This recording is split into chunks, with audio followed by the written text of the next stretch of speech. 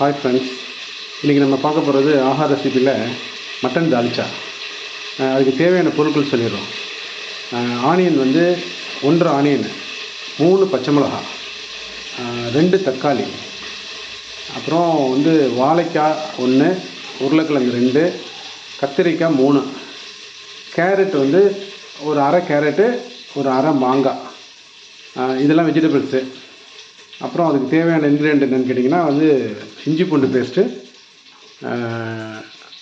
2 spoon, பருப்பு ஒரு 100 gram அளவுக்கு எடுத்தால் போதும் பருப்பு.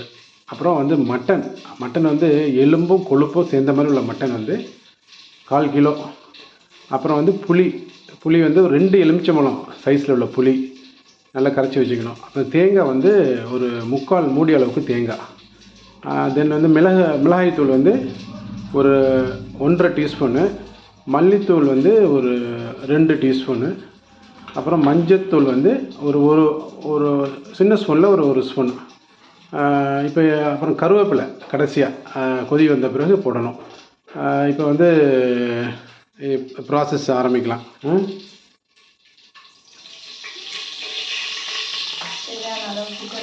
அது ஒரு குக்கர் வந்து ப்ரெஷர் குக்கர் எடுத்துகிட்டு அதில் எண்ணெய் எவ்வளோன்னு கேட்டிங்கன்னா ஒரு டேபிள் ஸ்பூன், ஒரு 4 டேபிள் ஸ்பூன் எண்ணெய் ஊற்றிட்டு இப்போ வந்து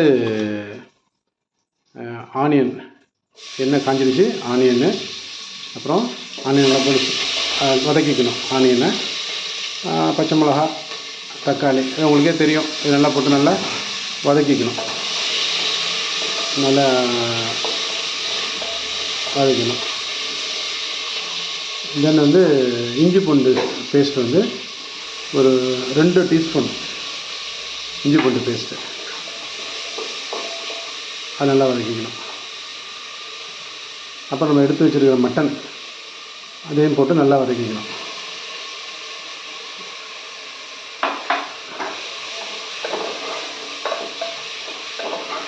நல்லா வதக்கிக்கணும்.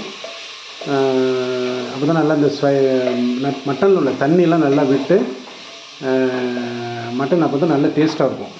இல்லைன்னா ரொம்ப நேரம் வதக்கலைன்னா தண்ணி வந்து மட்டன் வந்து அந்தளவுக்கு சுருங்காது, அது டேஸ்ட் வேறு மாதிரி இருக்கும். இப்போ நம்ம கட் பண்ணி வச்சுருக்கிற காய்கறி வெஜிடபிள்ஸ்லாம் அதிலே போட்டுருவோம். அந்த மட்டனோடு சேர்த்து போட்டுட்டு அதையும் நல்லா வதக்கணும்.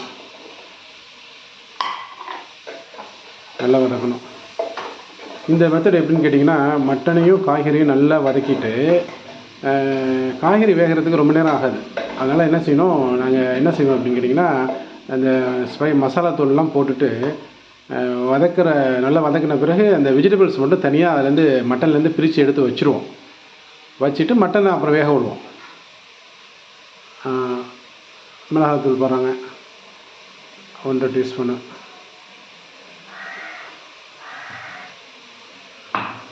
அப்புறம் மல்லித்தூள்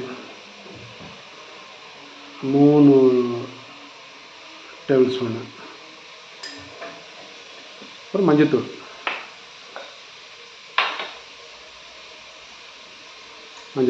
இது நல்லா வதக்கணும். நல்லா எண்ணெய் ஓரளவுக்கு கொஞ்சம் நல்லா எண்ணெய் நல்லா மசாலாவில் சேர்கிற அளவுக்கு நல்லா காய்கறி, மசாலா, கறி எல்லாம் நல்லா வதக்கணும். நல்லா வதக்கிட்டு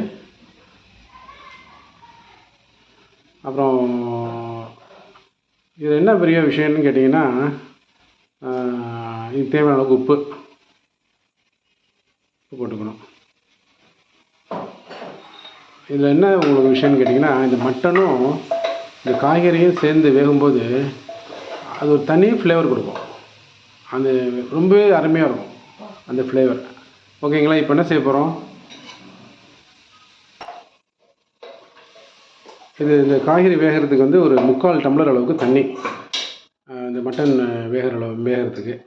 இப்போ நம்ம என்ன பண்ணலாம், வதக்கின காய்கறி வந்து ஒரு தனியாக இந்த வாழைக்காய், உருளைக்கிழங்கு, கத்திரிக்காய், மாங்காய், கேரட்டு எல்லாத்தையும் வந்து ஒரு தனியாக ஒரு பிளேட்டில்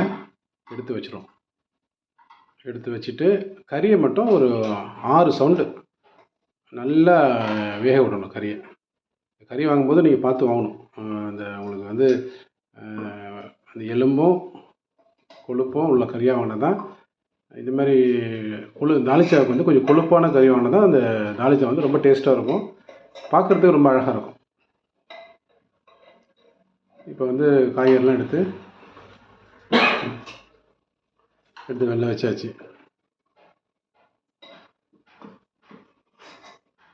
அப்புறம் இப்போ ஒரு 5 சவுண்டு குக்கரில் நீங்கள் வந்து 5 சவுண்டு வர வரைக்கும் நல்லா ஓகேங்க. இப்போ வந்து மட்டன் நல்லா ஒரு 6 சவுண்டு 7 சவுண்டு கொடுத்து நல்லா வெந்துருச்சு மட்டன். மட்டன் வந்த பிறகு இதில் வந்து இப்போ கரைச்சி வச்சுருக்கிற பருப்பு, புளி, தேங்காய் 3ஐயும் ஒன்றா மிக்ஸ் பண்ணி அதில் வந்து அந்த மட்டனோட சேர்த்துட்டு நம்ம ஏற்கனவே எடுத்து வதக்கி வச்சுருக்க காய்கறி அதையும் போட்டுட்டு கொஞ்சம் உப்பு மட்டும் பார்த்துக்க வேண்டியதான், எவ்வளோ டேஸ்ட்டு உப்பு எவ்வளோ இருக்குது, போதுமா காரம் போதுமான்னு பார்த்துட்டு ஒரு கருவேப்பிலை போட்டு ஒரு 2 சவுண்டு விட்டுட்டிங்கன்னா நம்ம ட்ரெடிஷ்னல் தாளிச்சா பக்காவாக இருக்கும். இது நீங்கள் இதை ட்ரை பண்ணி பாருங்கள். ட்ரை பண்ணி பார்த்துட்டு எப்படி இருக்குன்னு சொல்லிவிட்டு உங்கள் கமெண்ட்ஸில் சொல்லுங்கள். ஆஹார் ரெசிபி. தேங்க்யூ.